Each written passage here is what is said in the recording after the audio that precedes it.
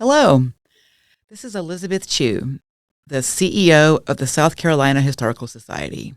Welcome to From the Vault, the South Carolina Historical Society podcast, created and hosted by my colleague Sydney Derrick, our librarian.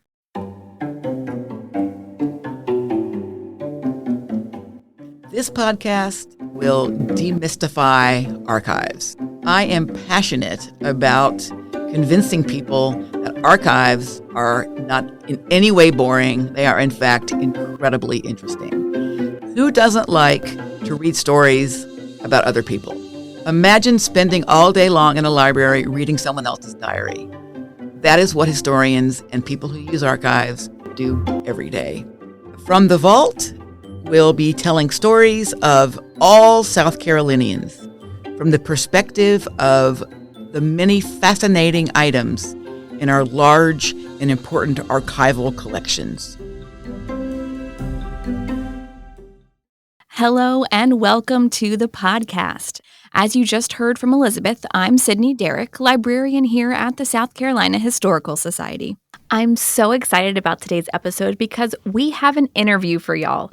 I can't wait to tell you who we're talking to and get to the conversation, but first, let's hear some announcements. The Historical Society is hosting a free webinar in January featuring a powerful exploration of the intertwined histories of slavery from the perspective of descendants of the enslaved and the descendants of enslavers and traders. COO and Director of Collections Virginia Ellison will moderate this discussion with South Carolina authors Dr. Walter Curry and Margaret Seidler. During this session, both authors will describe their family research within private and public archival collections throughout the state and the nation, and explore how the descendants of enslaved people carry forward their ancestor stories, and how the descendants of enslavers deal with the complicity of their forebears. That's happening on January 7th, and you can register for the virtual program at our website, SC250.org.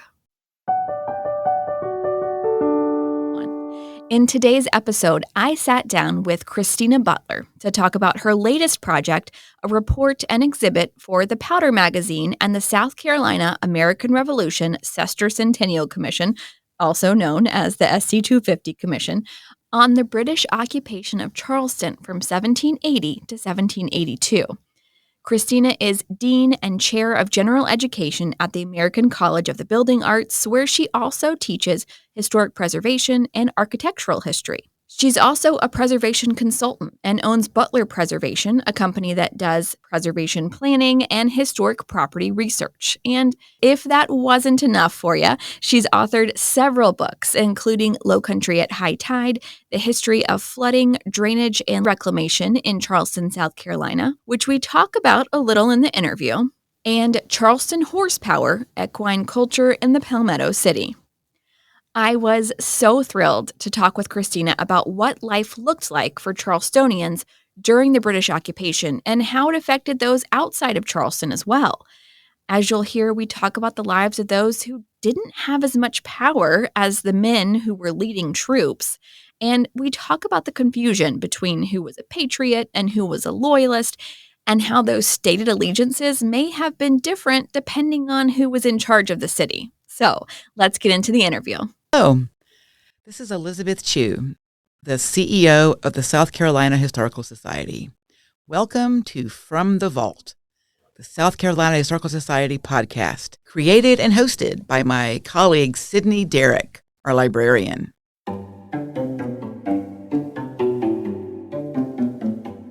This podcast will demystify archives. I am passionate about convincing people that archives are not in any way boring. They are, in fact, incredibly interesting. Who doesn't like to read stories about other people? Imagine spending all day long in a library reading someone else's diary. That is what historians and people who use archives do every day.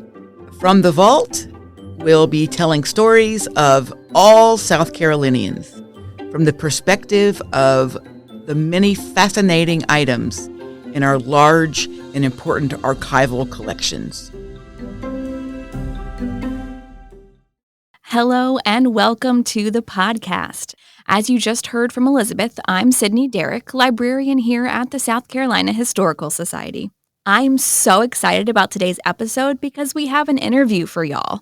I sat down with Christina Butler to talk about her latest project, a report and exhibit for the Powder Magazine and the South Carolina American Revolution Sesquicentennial Commission, also known as the SC250 Commission, on the British occupation of Charleston from 1780 to 1782. Christina is Dean and Chair of General Education at the American College of the Building Arts, where she also teaches historic preservation and architectural history. She's also a preservation consultant and owns Butler Preservation, a company that does preservation planning and historic property research. And if that wasn't enough for you, she's authored several books, including Low Country at High Tide, The History of Flooding, Drainage, and Reclamation in Charleston, South Carolina, which we talk about a little in the interview, and Charleston Horsepower, Equine Culture in the Palmetto City. I was so thrilled to talk with Christina about what life looked like for Charlestonians during the British occupation and how it affected those outside of Charleston as well. As you'll hear, we talk about the lives of those who didn't have as much power as the men who were leading troops. And we talk about the confusion between who was a patriot and who was a loyalist, and how those stated allegiances may have been different depending on who was in charge of the city. So let's get into the interview. Thank you so much, Christina, for joining us here on the podcast. I'm so excited to speak with you about your work and your research here at the Historical Society. Thank you, Sydney. Excited to be here. Before we dive into your work, tell us a little bit about how you came to work in history and historic preservation. What is it about this area that drives you? Oh, those are some good questions. So I've been in love with history and historic buildings since my earliest memories. It was always horses, old buildings, and history. And that has not changed through 4 decades of life. But I came about preservation in kind of a roundabout way because as a young person, when you say, I want to work on old houses, no one's really sure what to do with a 3-year-old girl. So my parents were wonderful. They'd take me to every house museum. Didn't really like history in class as a young person because it always felt really static. So for me, I liked places of history, buildings, battlefields, landscapes. And so as I progressed in school and history started becoming more about people and less about dates, I really fell in love with it. So I went to trade school for construction, trying to find my way into preservation, and then found College of Charleston's historic preservation program, transferred down. I'd always wanted to move to the South. To part of your other point, this place has a really complicated, dark, but also architecturally beautiful history. So I knew as a young person, I wanted to move to the South, and it wasn't the beach. It really was the architecture and the history. And then realized I really liked history as well. So I did a master's in that and then worked in the South Carolina history room at the county library, where my job was basically helping researchers all day. And what better job than, helping connect people like you do as, an archivist with the sources to tell the stories of the past. And that's how I got into teaching. I said, well, I'm basically doing that unofficially. I really want to share information. So now the bulk of what I do is I'm dean at the American College of the Building Arts, so kind of admin, growing the college, being a spokesperson for trades and preservation, but I still teach a full load, and that continues to be really my favorite thing to do is preservation consulting, helping people understand their building's history, and helping young people get excited about the past. Place history is so interesting to me, and to think of who was there before you and who walked the same steps. I mean, that's one of the things that I love. Well, it makes history real. Like for you, in the South Carolina Historical Society in general, researchers, sometimes they're looking at a photocopy to keep records safe, but you're holding something that was created by someone in the past. It's really like a living artifact. And I think that's what really connects people to the past. Like, okay, this building is pretty, but, people were born here and they died here, their lives took place here. And that just makes it so much more real, I think. So you recently worked with on a project with the Powder Magazine and the SC250 Commission to document the life in Charleston while it was occupied by the British between 1780 and 1782. And in that report, you included the lives of people who aren't always top of mind because of documentation. So women, children, people who were enslaved, Native Americans, and even loyalists, which we don't always talk about. So what was the research process like for that, particularly trying to find information about people who weren't always documented well? Well, that's a great question. And because we live in South Carolina, really a lot of our history and our history of our built environment is created by marginalized people. And it takes a lot of kind of creative digging, clue following, if you will. So that was what really attracted that project. When Powder Magazine reached out, I said, well, it's a really interesting war story, but more so, it's just 2 years, but it's a jam-packed, chaotic, really Civil War kind of story in a lot of ways. So kind of talk about the research process overall. There is, of course, some great secondary research on the Rev War in South Carolina. There was a good book done. McCowan was the author on occupied Charleston. His great overview, but kind of more about top down, blow by blow, what's Cornwallis up to. And that's an important part of it. And for his time period, it's either late 70s, early 80s. I mean, he did service. He mentioned African Americans in the, air quotes, Negro kind of way. So for me, it was interesting to be able to take all that good secondary research and then methodology wise, start digging deeper into the primary sources, some of which have been looked at, some haven't. So one of the most interesting parts of the research, which I have to give credit to my husband, Dr. Nick Butler, Charleston Time Machine podcast, he spends a lot of time in London looking at the archives. People there are typically looking for British stories. There is such an amazing volume of colonial American resources there that most of us don't even know exist, myself included.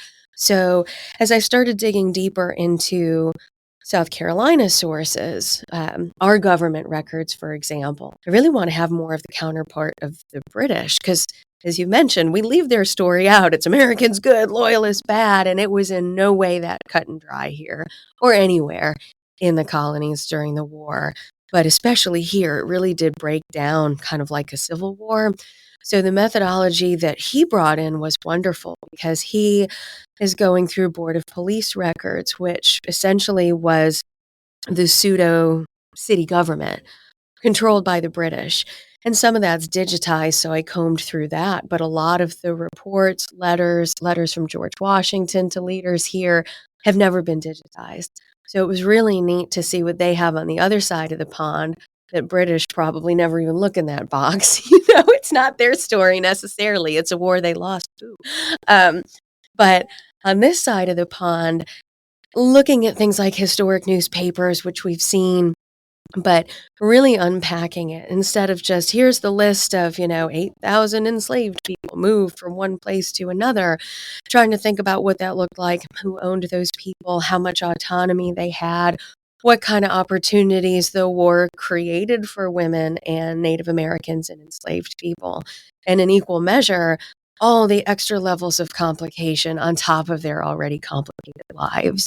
So some of the most interesting records, among others, were a few primary sources here at South Carolina Historical Society, such as, and we put this in our final panels, interpretive panels that everyone could go to the Powder Magazine and check out. We have basically a safe travel pass for Mrs. Story, who was a patriot, and some members of her family weren't. And of course, she wouldn't have said, I'm a patriot. Nobody really said that at the time. But she essentially was getting permission for safe passage from her plantation to the city. The city was really in complete martial law lockdown, so you couldn't come and go without permission. And so it gives her permission to come and go with her horse and carriage. And then there's this vague throwaway without confiscating unless is necessary. So even though she has permission from the British Board of Police, push come to shove, they might still confiscate that vehicle if they need it for war purposes. So that really spoke to me because it's a woman who's kind of on her own trying to manage two properties, but also how tenuous your rights are and how quickly it can change. It's fascinating to me, I guess, because living in America during our time, we've not had a war here on our soil. Yeah, knock on wood. But even when I'm looking at, I've done a lot of episodes on the 4th Regiment Order book and looking at how the officers went home to sleep at their homes sometimes. And like they would say, oh, well, so-and-so go to, Colonel whatever's house to tell him whatever's happening today. I'm like, it's fascinating to me. It's very alien. We think of military as being deployed somewhere else. And this is, for the whole colonial era, was a heavily militarized landscape.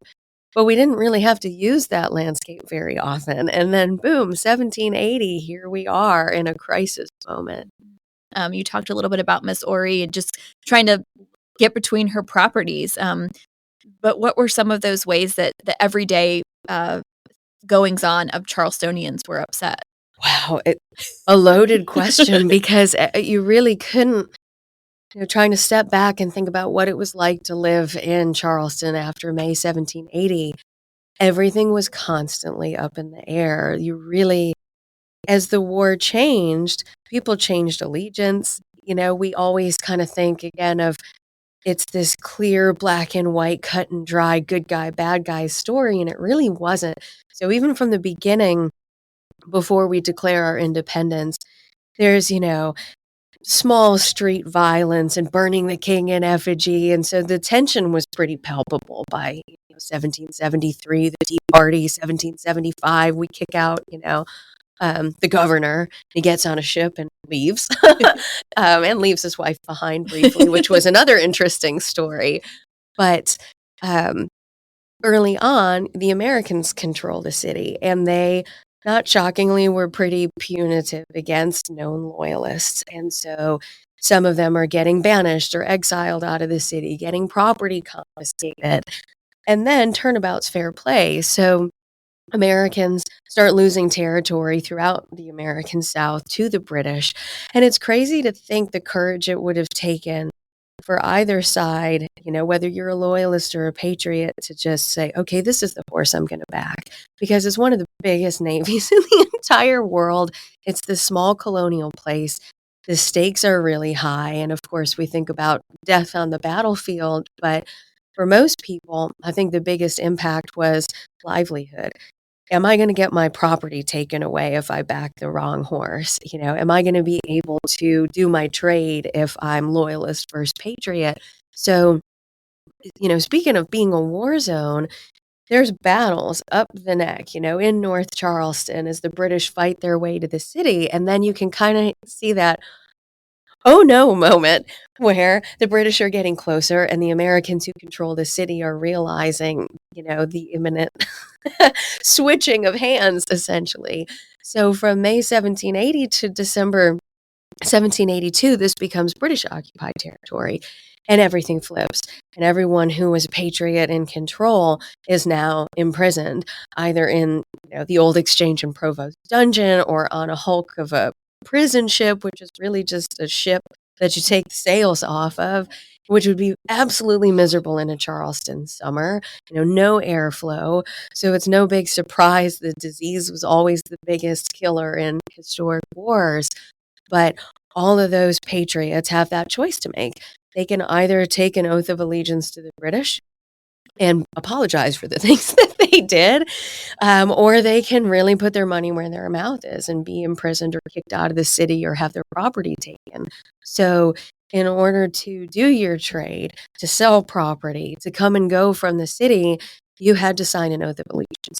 And the famous story is Isaac Hayne, the war martyr, because he had taken the oath like most other people. And the story goes that he signed it only so he could get to the plantation to see his family.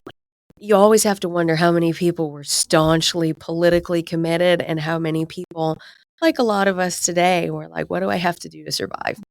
So Hayne got caught because he went back active, and he's one of the few that was, executed as an example. Are there any favorite stories of yours that you came across in your research? I know you have probably tons. So that was one of the biggest struggles of the project. There was not a limit for the report length. And it's me, and I go nuts. So it's like 290 pages long with images. But then we had 5 interpretive panels that are going to be both on display at Powder Magazine, but on loan to museums throughout really the American South, or anybody who wants it. And picking just a few stories for each of those panels was the hardest part of the project. So we have a panel on, Indigenous and refugees, panel on enslaved and free women, loyalists, Hessians, and then we have the overall history panel. And so I'll just try and pick a couple. One of my favorites, and it tying back to the earlier, how were people impacted? Well, then comes the end of the war. And everybody who had switched loyalists is like, oh no, here we go again. The Americans have won. I have to make a convincing argument for why I did what I did during this war to be able to stay and get my property back. And a really fascinating woman, Mary Taggart, she was elderly at the time. She was an American. She was staunchly patriot, but she had a plantation on the Neck in Hampstead, which more locally known as the East Side these days. So speaking of what you really could lose during that war, the American forces, so that they could see the British approaching the city and be able to fire at them, basically scorch earth a big swath of land across the Upper Peninsula. So they're giving people a certain amount of time to get out of those properties, and they're going to burn these houses. Whether you're American or loyalist doesn't matter. This is war effort, eminent domain. So Miss Taggart, who had been married a couple times, outlived a lot of husbands, tough lady, her house is destroyed. And she had a great document given the value of what's about to be destroyed. And so she's a good American. She gets out, survives the war, and, she's promised payment. When we win the war, we're going to compensate you. South Carolina was in a shambles and pretty broke as a new state kind of emerging from 7 to 8 years of turmoil. And so she, goes to the new General Assembly and is asking for her money, and she's got her little letter, and they blow her off, and she keeps trying for almost 20 years. There are so many petitions back and forth from this woman to the South Carolina government trying, and she's like, I was an American, I want my compensation, and she just kept trying and eventually did get most of her money. But I thought that was really fun because we kind of forget that women, even though could they own property? Yes. Do they own it outright? Sort of. There's usually, a husband or a trustee. And we sort of forget that a lot of them did have agency. And this woman outlived a lot of husbands. It's her property. She wants her stuff, and was really proud of giving up that house, but also was like, okay, it's time for the compensation. So I thought she was fun in her resilience. Another story, and this one has been published, was Boston King, who was an enslaved man who was a carpenter's apprentice. And the reason we know so much about him is because he basically absconded with the British, went to Canada, was free, became a Methodist minister, and published a short autobiography. And so he doesn't really show up that I could find in our records. He doesn't mention his owner by name in his memoir. So he was a carpenter's apprentice, was treated pretty poorly, and essentially threw himself at the mercy of the British and backed the right horse. He went across enemy lines. He moved kind of throughout the war campaign with them, and then ultimately to freedom in Canada. And then kind of writes about how the occupation was kind of that moment, that scary moment of a chance for escape. And we know that there's a lot of enslaved people who, essentially were stolen by the British or by another patriot, moved all over. But there were thousands who had autonomy and took really scary risks. And a lot of them we don't know by name. We just see them in a runaway ad. And we see that ad over and over again. So we know, hopefully, that they got where they were trying to go. And then other interesting documents, British lists of hundreds and hundreds of enslaved people working for the British war effort, a lot of whom end up in the Book of Negroes and end up free. So that's less of a story and more of a collective story, but one that I think is really poignant. And I could go on, but I'll try not to. Well, I mean, and that's such a huge risk because as an enslaved person, you don't know. I mean, how can you believe that the British will free you or will Right. give you what they're saying they might give you or that you've heard they might give you? I mean, that's such a huge risk too. Yeah. I can't even imagine. So, I mean, it's scary enough when it's your property and you're free. When it's your life, it's an extra level of terror. And you're right, they didn't know. And the British frequently reneged on things that they said, and so did the Americans. And that was a big debate whether to arm enslaved people and free people. And the British were more willing to do it than the Americans, but that was a big risk to take, to hope you put your life on the line and you survive, and they're going to honor what they said. Speaking of South Carolina Historical Society sources, there's great plats up in Columbia and great lists here in your collections and state archives of confiscated properties. And it's full of plantations and city properties. If I had a minion of graduate students, we could try and trace every one of those properties to the present, kind of populate the landscape. But it, of course, includes all kinds of enslaved people who theoretically became free. They're the ones who left with the British, and then the Americans are trying to get money for them from the state. It's a crazy shell game during that war. Yeah. Nothing was cut and dry. Yeah. So we often think about the physical and economic devastation that the Civil War brought to Charleston and to South Carolina. But in reading your report and watching some of the lectures that you did about it, I mean, this was really a similar situation, especially as patriot men and then women too were expelled from the area when the British occupied.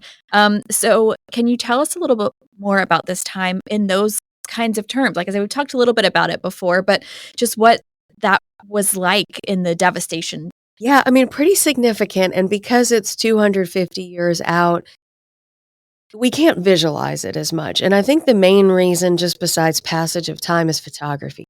So, picture's worth 1,000 words when you see fire of 1861, which wasn't really war related, but was really bad timing. When you see that devastation or, torched Columbia, you're like, okay, I can understand it. And the city wasn't burned, but there was a real fear, both the patriots that the British would torch us and the British that the Americans would torch the occupied city. Just the paranoia was palpable. And even though we can't always see it today, again, fortified landscape. So when you're sailing into the city, you're seeing cannon facing you every single day. And during the war, they're not going to wait and do a couple friendly fires. It's like, if you're not supposed to be out there, it's dangerous. The fortified landscape on the Upper Peninsula, so the city gate essentially at Marion Square, everywhere you looked, you would have seen evidence of war. And then the siege comes, and it's a painful, long siege. Properties are destroyed, in what's now North Charleston. Plantations are ruined. The Neck, like Miss Taggart that we talked about. We have a massive fire, again, not because of the war necessarily, but in 1778, one of our 5 big fires did a lot of damage to the core of the city, and it's wartime. So that's described as the burnt district for decades after the war. I mean, they are building new stuff during the occupation, and we've got good evidence of that. We've got some construction contracts. We've got some contracts from the British trying to bring in materials, but you couldn't replace blocks and blocks of fire damage overnight. So somebody walking through the city, there's martial law. You can't come and go at night. There's a curfew. There's fortifications. There's a burnt district. You have paranoia that you're going to say the wrong thing about a different political allegiance and get your property confiscated. And we have to remember people are dying too. I mean, there's hundreds of people killed in the naval battles and the siege here in Charleston. And then people weakened from that stuck imprisoned on prison ships. So it would have been really close to home. And I think the physical devastation would have been pretty significant. Your first book is called Low Country at High Tide, A History of Flooding, Draining, and Reclamation in Charleston, South Carolina. And the beginning of that book covers this time period too, this general time period during the American Revolution. So I want to talk just briefly about that because it informs the geographical area, what it looked like, the filling in and creation of land in Charleston that's been happening almost since the very beginning of Charleston. How much of that fill by this point had already happened, to as much as you can sort of describe it, because I know it looked very different back then. And did that have an effect on what life looked like during occupation? It absolutely did. Anybody who's ever tried to walk into Pluff Mud knows it's a natural defense. Our marshes are hard to breach, especially if you have, field cannon or equines. It's hard to get through swamps and marshes and Pluff Mud. So really, our soft borders, where Calhoun Street is today, where there's tidal creeks at that point, coming almost all the way to meeting in King Street. That's why we call it the neck. I mean, it's a narrow point because of the lowlands. That's why the hornwork and the gate was where it was. That's high ground. So when you look, and a lot of these are free online through Library of Congress, when you look at British era war maps, you can see all the little jagged chevron lines that show the fortifications, and you can see the gun emplacements on the high ground on the Cooper River.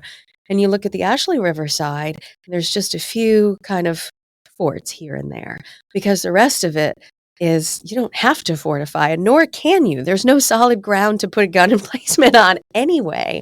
So I think that topography very much would have defined how the city grew, but also how easy it was to breach the city or not during the war. So the book covers pretty much the beginning, 1680 to the present. And by the time of the American Revolution, we'd already reclaimed a couple of blocks on the Cooper River side where the wharfs were kind of extended into the river. And we had some private developers, like the Charleston family, who was looking at Charleston Village, which was largely underwater, or Hampstead. Henry Lawrence laid out, famous patriot and statesman, riddled with creeks, which is why it floods all the time. So people living in the city would have known that. But you also have all these refugees, Hessian mercenaries, British. They don't know that topography. So it would have been difficult for them to figure out tactically how to get here. The Americans think of Francis Marion, the swamp fox. That's our land. We know how to use that to our advantage. You can only do so much against the British Navy, on the peninsula of Charleston. But yeah, that would have been a big defining aspect of life. And this is a quote that's in the report, and it's also in the land reclamation book. So speaking to the previous question, Civil War, it was a civil war. People are fighting against family members. Thinking about the movie The Patriot, which is, heavily dramatized, but it really does speak to that, one family member against another, which is really the definition of a civil war. It's fought on our soil by two different groups who live here, essentially. So besides all the war devastation, people are dying. We're having to bury them. We have refugees who are coming here from the upstate. There's nowhere to put them. They're dying. They're living in tent villages. So one of the quotes that's morbid but fascinating is a real estate advertisement for these two properties in Charleston Village. And essentially, the seller of these lots says this is one of the highest points within the lines of Charleston, and it's lately been enriched by the bodies of upwards of 800 Waldeckers, Hessians, and British who were fortunate enough to escape being witness to the approaching disgrace of their arms. And then they cap this basically wartime pseudo burial ground with 1,000 cartloads of dung, and they sell it as a building lot on which their house is located. So that would be pretty traumatic to see on a daily basis. So clearly this is an angry patriot. It's like, they didn't witness their disgrace, but some of those could have been South Carolinians who lived here who were loyalists. And the reason they were buried where they were is because that was lowlands. It's edge town, put them down by the river, and then cap it with clay and build on it. So, Gosh. yeah, colorful times in South Carolina history. Yeah, just a little bit. Some of that land that was created is obviously still here today. And we talked a little bit about the hornwork too, but are there any other physical reminders of this time period of the war or the occupation that we can still see today? Absolutely. So we've got some great historic sites, the Powder Magazine, which we did a lot of work to try and see how it was used because it had been deactivated, reactivated multiple times. So that building survived all of it. There was powder stored in it briefly, which is terrifying when you consider that it was in the middle of town by that point. Folks can go and visit the old Exchange and Provost Dungeon, which does a really great job with war history. But we have nearly 100 houses that are colonial that are still all over our landscape. Pretty much every one of those would have been occupied or involved in some way during this time period. We have a really fascinating list. Nick found this in the British records. It was one of my favorite sources. It's a list of every house the British used during the war.